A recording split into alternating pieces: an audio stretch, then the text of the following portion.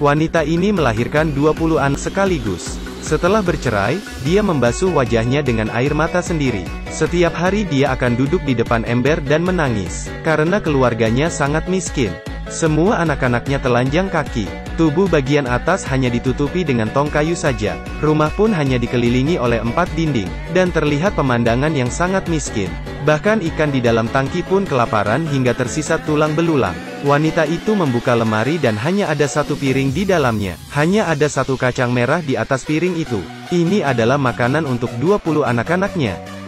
Jika dimakan maka habis sudah. Saat ini, awan gelap dan petir berkilau di langit. Anak-anak bergegas ke meja makan dan bersiap untuk makan malam. Wanita itu akhirnya mengeluarkan kacang merah itu, dan bersiap untuk memasukkannya ke dalam panci dan memasaknya. Kemudian dibagikan kepada 20 anak-anaknya. Tapi baru saja dia memasukkannya ke dalam panci, salah satu anaknya menyuruh sang ibu untuk berhenti, dan bilang dia ingin menanamnya. Kemudian dia datang ke halaman dengan kacang merah tersebut, dan menggali sebuah lubang dengan sekop, lalu mengubur kacang merah itu, dan menutupnya dengan tanah. Kemudian dia menyiramkan air. Tak lama kemudian, tanah mulai mengembang. Tanaman merambat kacang merah muncul dari tanah. Semakin lama, semakin tinggi. Bocah kecil itu meraih dahan pohon dan mengucapkan selamat tinggal kepada ibunya.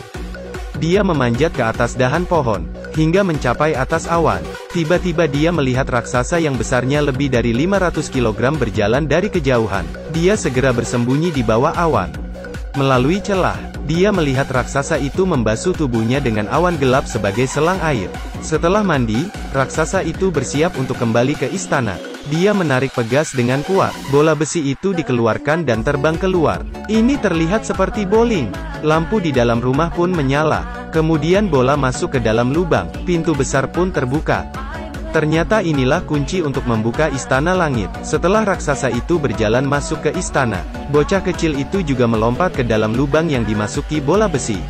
Saat di dalam istana, raksasa itu perlahan masuk ke ruangan produksi telur emas. Dia menghampiri ayam betina, lalu mengenggam leher ayam betina itu, tapi tidak ada sebutir telur pun di bawah pantat ayam betina itu. Raksasa itu langsung menamparkan ayam betina beberapa kali. Ayam betina menjelaskan bahwa dia sedang menstruasi, sehingga tidak bisa bertelur lagi. Raksasa itu menarik sayapnya.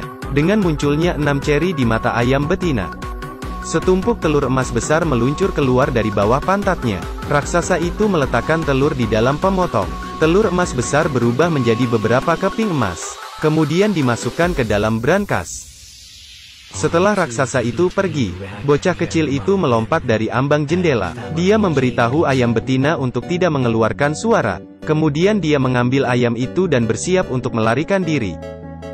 Setelah raksasa itu mendengar bel pintu, dia langsung membuang brankas dan mengejar pencuri ayam.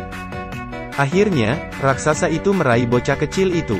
Ayam betina mengeluarkan palu besar, dan memukul kepala raksasa itu beberapa kali. Bocah kecil itu berhasil melarikan diri, tapi raksasa itu mengejar dari dalam istana. Ayam betina itu menghantam raksasa itu dengan keras hingga terjatuh. Kemudian bocah kecil itu mengambil kesempatan untuk meluncur ke tanah melalui pohon kacang merah, dan raksasa itu juga terus mengejarnya.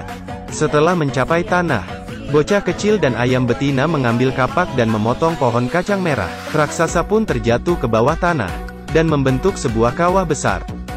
Raksasa itu tewas di tempat. Bocah kecil itu menghampiri ibunya dengan ayam betina di pelukannya. Kemudian ayam betina itu bertelur mengeluarkan sebuah telur emas besar. Ibu tua itu sangat gembira. Dia menggunakan telur emas itu untuk mengganti rumah sepatu kulit yang rusak dengan rumah sepatu kristal yang mewah. Semua anak berdatangan ke rumah baru. Lemari es menjadi dapur istimewa. Di dalamnya ada makanan yang tak akan habis.